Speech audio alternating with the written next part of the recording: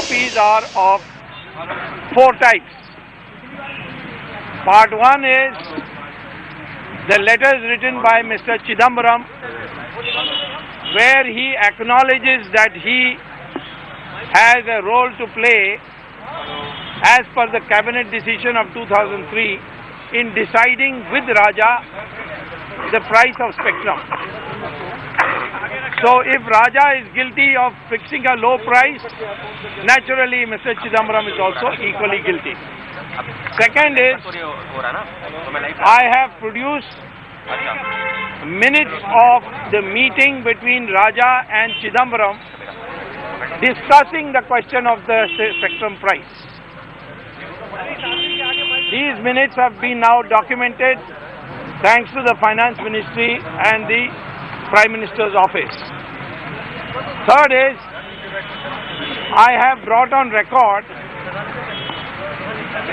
as evidence of officers telling Mr. Chidambaram over and over again that the price of spectrum at 2001 level is very, very low and it should be revised and revisited.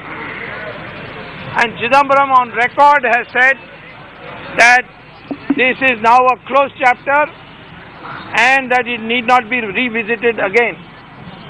The only thing he was ready to talk about is the annual charge for spectrum and not for the fact that he was giving spectrum free and the entry fee fixed at the 2001 level. Fourth, I brought on record the Home Ministry advisory that no business should be conducted in the interest of national security with Etisalat and Telenor. And Mr. Chidambaram failed to inform Mr. Raja, the Prime Minister, about this Home Ministry advisory and therefore guilty of breach of trust. Therefore, the court, after hearing my evidence, seeing my documents, accepting my documents, he said evidence on this matter is concluded and on 21st January he will permit me to lead arguments as to why Mr. Chidambaram should be made a co-accused in this case. So, in a sense, two steps have been, there's one step forward today and the final step is on 21st.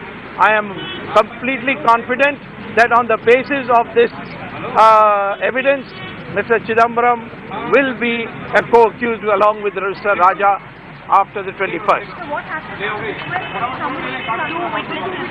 I had asked for summoning of two witnesses earlier. The court recorded my statement that in view of the fact that I have produced certified copies, I need not call these two witnesses to depose on the genuineness of my documents. So then on the 21st, you need your argument. That will be the basis on which the decision will be taken whether to summon. Absolutely. The judge has very clearly said that that day is for my arguments on why Mr. Chidambaram should be made a co-accused. And it will depend on how I argue that day.